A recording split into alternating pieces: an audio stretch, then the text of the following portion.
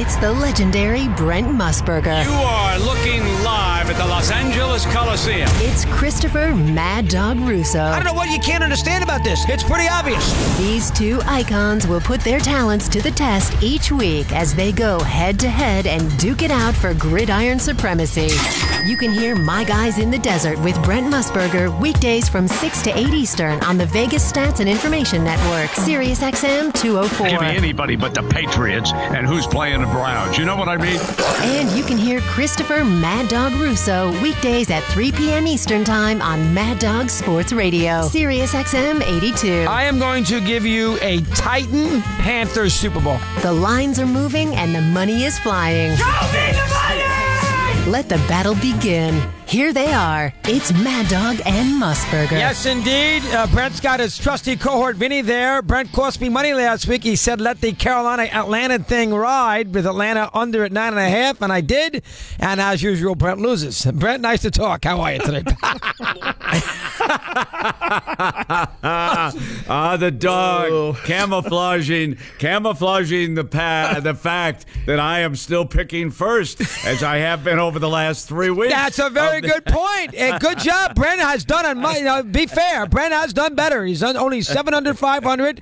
He won again last week. He was 2 out of 3. The one game he lost was Jacksonville. I was 1-2. The one game I won was Tampa.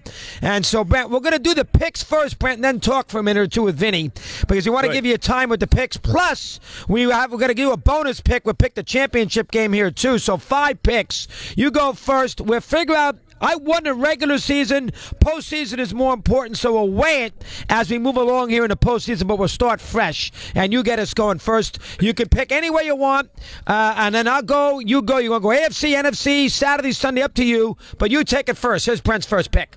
Well, let's go. Let's do the NFL, and then we will get to the college football here. Now, Mad Dog, I just heard in the lead-in, and I've heard this all fall long, that you're picking a Tennessee-Carolina Super Bowl. And I'm still in the mix. I did it before the year began. The year began. Now, suppose I said to you, let's negotiate.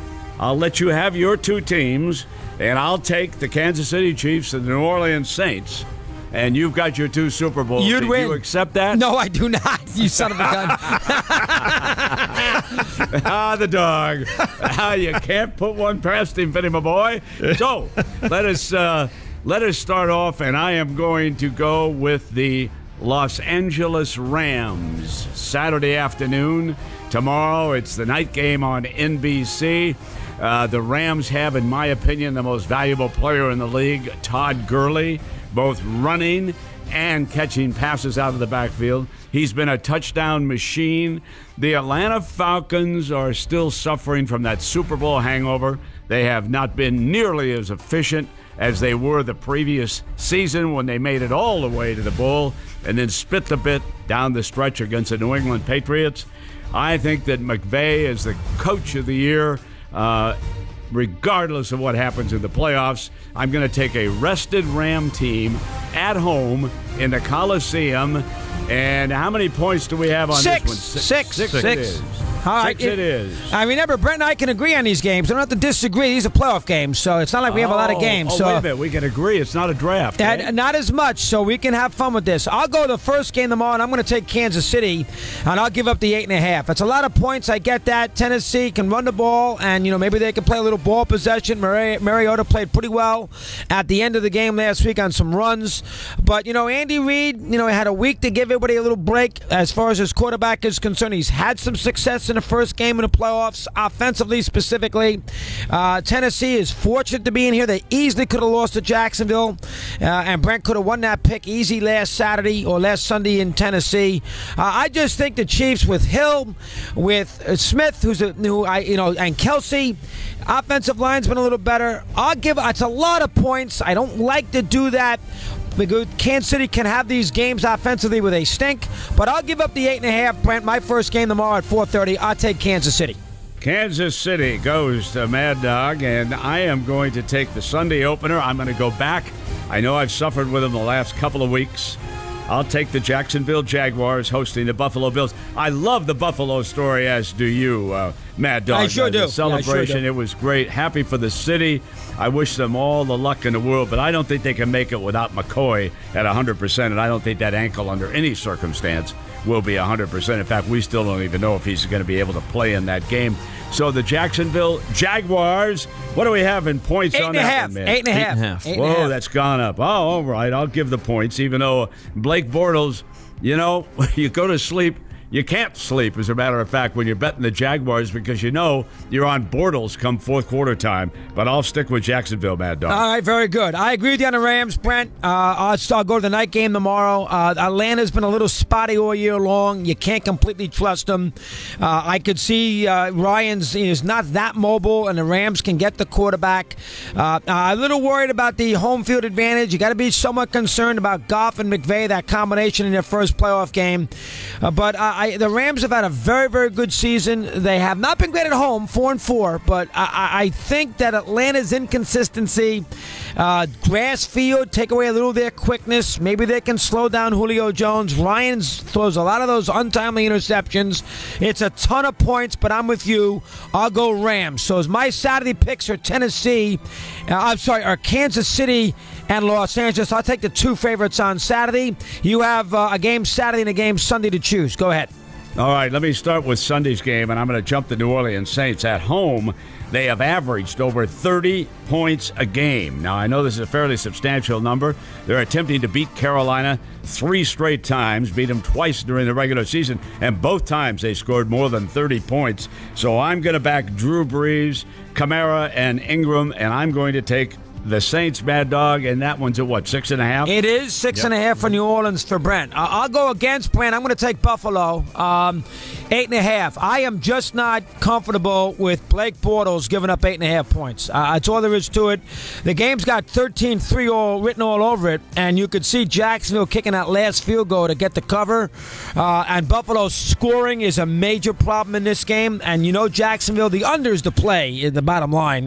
You want to play a bet this weekend that's pretty safe, take the under, because I don't see them going over 40 in this game. But I will take the Bills. They got karma, Brent, as you know. They got a little juice. They're going to have a lot of fans there in that stadium. That's not an intimidating place. And you're getting 8.5 against a team that's got a quarterback who's not great. They have a great defense, and Buffalo will have trouble scoring, but I don't think Jacksonville's going to score a ton either. I'll take the points. I'll take the Bills. That's my third game. I'll go against you in this one. I'll go Buffalo. You have one more to go. First game tomorrow. Go ahead.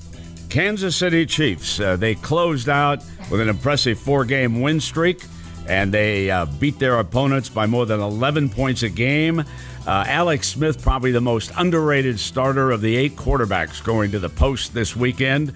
He averaged 8 points an attempted pass. That was rarefied air in the National Football League this year. So I'm going to agree with Mad Dog. I'm going to the Chiefs against the Titans. Minus 8.5. And I'll agree with Brent on the back end on Sunday with the 6.5 because Saints at home, Breeze, the Carolina offense, Cam might play well. That does disturb me, but the Saints are balanced. They can run the ball. They play pretty good defense. You do have Breeze there late. It's a lot. You're almost giving up a touchdown, but usually the team that wins the first 2 wins the third. So, and there's an old adage, as Brent will tell you right now, in the postseason, Brent, if you're betting, take the teams you think are going to win, and don't worry about the spread. So like Brent, I'll go Saints. So we agree on everything except for Buffalo. Do you agree with that theme, Brent, about taking the team that's going to win in the postseason in the NFL? Yeah, absolutely. Absolutely. And in the wild card weekend a year ago, Mad Dog, this closest game was about 13 points, and that was Houston beating Oakland without Derek Carr. They were blowouts, and the favorites covered all 4 of those games. So you're right on the money. However, normally we get about one of these wild card that are teams. Upsets or close. Yes. You're right. And so you're counting on Buffalo to be the one this year. And I don't blame you. It's just because I've got a long shot ticket on Jacksonville to win the AFC. Well, you got to take with it. I'm still backing them. All right, now let me hear your do the NCAA game for a sec, Brent. It's important. You go first since you have honors, Alabama and Georgia. Thoughts there? Go ahead. Well, there is no question in my mind or in anybody else's mind which way I'm going to go. I know there's an attrition At the linebacker position, Alabama lost another youngster, Jennings, a very good edge rusher. But Nick Saban is loaded with 4- and 5-star players at that particular position. He's 11-0 against his former assistant coaches. Wow. Games have not been close for the most part. Wow. He has blown them out one after another. I think he makes it 12-0 against Kirby, and I'm going to take Roll Damn Tide. Brent, I'm with you 100%. I've already taken Alabama. I got it at 4, like Vinny will talk to us about in a minute. The one thing that worries me a little bit is that, sometimes these teams get on these magical rides, and they use all this mojo and this momentum, and away they go. And Georgia certainly has some of that right now here in college football. What's your take on that for a sec? Well, my take on that is that Nick Saban will not make the kind of coaching mistakes that Oklahoma made in the Rose Bowl. And I go back to the end of the first half, Mad Dog. Yeah, terrible. After Oklahoma had scored a touchdown, terrible. Under no circumstance do you squib kick to 100%. give up field position. 100%. You've got to kill the clock. Yep. And they kick a 55-yard field goal, so they go in not trailing by 3 scores, but only by 2. That was a huge difference. That gave them a good lift going into the locker room. And then in the overtime, I thought OU was too conservative. Oh, absolutely. 100%. And Saban will not make those kind of mistakes. Believe me, he chokes you like he's a boa constrictor. That's how he does it. So Brent and I agree on everything. If there's one over-under you like in the NFL this weekend, which one would it be? You agree with me on Buffalo with the under there? Which one over-under? No. I would take the over in the Atlanta Rams game, okay? Weather's going to be good in Los Angeles, and I think that, Julio Jones, Ryan, they can put points up on the scoreboard. I think the Rams are going to have to outscore them in this one. I think I'd take the over. All right, very good. Now, back to Brent in a minute. I want to ask him a couple things, but, of course, his cohort is Vinny. Vinny, let's talk about the action. It's been all on Georgia. Give me thoughts on the action as far as what's going on this weekend with betting. Go ahead. Chris, it started off with Bama as a 4-point favorite. Very quickly went to 4.5 and stood there for about a day and a half or so. And then money started to come in on Georgia. Got down to 4, then back to as low as 3.5 yesterday. And now it's been Bama money for the last 24 hours. The game sits at 4. So overall, you could say pretty good two-way, but this is going to be a Bama steamroll, and I think we'll be back to 4.5 very quickly. I got it at 4. Is this a heavily bet game this weekend? How about that, there, Vin? Yes, it'll be bet as heavily, Chris, as these other 4. In fact, we're treating it as a 5th playoff game. So what I mean by that is this. These 4 NFL playoff games are going to be bet extremely heavy, and everything will be going, don't forget, to this game. So this is technically the 5th game. So imagine this. During the course of the season, you've got a Monday night game, right? A Monday night football game, which has all parlays, teasers, and money line action going towards it. This game will be the same way. This will be the get-out or gravy game come Monday night. It'll be bet as heavily, if not more so, than these playoff games this weekend. Do fans stay away from over-under bets in the postseason and just bet the team they think is going to win? No, they'll bet the totals as well, which is interesting here in this college game. Right now, the initial money is coming in on the under. Open 47.5. You have to. You got to take the under. 44.5. But I will tell you this. This total will go back up because every parlay will be to either side and over. It'll be either Alabama and over. This is the general public I'm speaking about, the casual fan. Alabama and over or Georgia and over. In the playoff games, the money has come in on the unders so far, Chris. But here's what's happening here. As we get closer to game time tomorrow and on Sunday, the numbers will start to tick up because the public loves to root for points.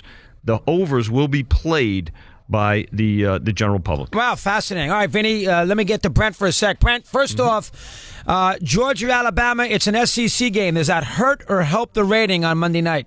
Hurts. Baker Mayfield would have given them such hype going into the game. He would have popped off about Alabama, and you would have a different section of the country. The game will trigger if it's a great game, but people in the upper Midwest and people on the West Coast and people down in Texas, they look at this as just another SEC championship game, and that's the weakness of choosing any two teams from one conference, and they face fire over the rating because of it. And they got killed on Monday night. We talked about it last week. I mean, after that Georgia game, who could sit through 5 hours of Alabama and Clemson, Brett? You know, that hurt them there late Monday night.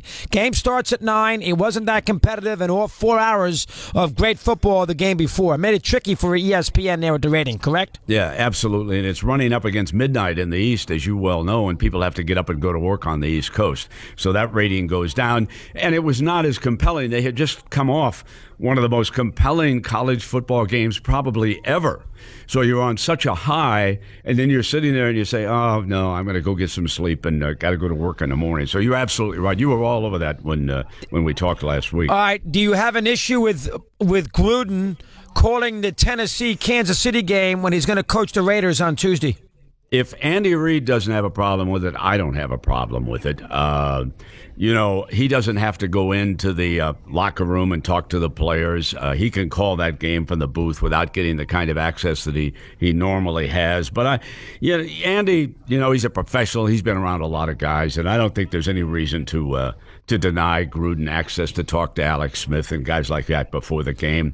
You know, Gruden's still going to have to deal more with the Raiders than with the Chiefs. That's the first thing. He has to learn his own personnel. That's when you show up from the outside. As you know, Dick Vermeil, my former partner, left the booth to go back, and he struggled for a couple of years. It was not easy because he did not know the Rams personnel. He didn't know the salary cap issues, and it took him that long before he finally took flight. So we'll see how it goes with Gruden when he returns to the NFL. Do you expect a little chatter about a long goodbye with Gruden and McDonough late tomorrow, or do you think they make it pretty matter of fact? What's your take on that? They'll make it matter of fact unless the Raiders make an announcement prior to that. You know, they still have to satisfy everybody on the Rooney Rule. I'm assuming that they have done that, which sidebar on this, I wish they'd do away with that. I think it's embarrassing for them to have to just interview any African-American candidate when they already know that they're going to hire Jon Gruden as a head coach. I think it's listen, there were 7 African-American head coaches this year. That's more than we've ever had. It's great. Let them get the jobs on their own merit and let them get fired on their own merit, just like anybody else. That's particularly how I look at that. But I think it'll be more matter of fact with Sean and John when they say goodbye. Do you think Gruden had a good TV career, Brent? Yes. You know, I speak more for my wife, I think, on this one, Mad Dog. A lot of times I don't listen to the announcers. I'm moving around and I'm watching games and monitors and everything. And she thought that Sean and John were a good listen, okay? She enjoyed them. So that comes from somebody who's not an expert on broadcasters or anything. And I thought he was entertaining. I thought his sidebar stuff and the build-up to the game. I thought his work with quarterbacks. I thought he was an outstanding communicator. All right, who do you think ESPN? What will they do? A whole new team or get McDonough a new partner? What's their take? I'd rate that 50-50 right now, and I don't have any insight because politically I just don't deal with them that much. But I would rate it 50-50, brand new booth or just an analyst. And if the analyst, I hope Sean stays. If it is an analyst, will they go quarterback or coach? Where will they go? Well, you know, they've had good success with a coach, but they need a little star power in there right now because the ratings have not been good on Monday Night Football. So certainly if there's let's say that Peyton Manning wanted to step in and try it for a year, I would run to sign him and put him in the booth, okay, and see if he could become a broadcaster because he has the star power that could bring crowds to the Monday night game. Excellent job, Brent. I'm looking forward to it. You've done a great job all year. We'll figure out the weighted system as far as the postseason is concerned. But right now, I'm about ready to book my trip to Vegas with Jeannie Russo. How's that sound? I'm making all the reservations in the best spots in town. You're staying at the South Point. We got you in one of Michael Gaughan's suites. We'll take care of you, dog. I love you, Brent. We'll see you next week, pal. Enjoy the football. Take care, Mad Dog. Take care, Brent Musburger. We continue here on Mad Dog Unleashed.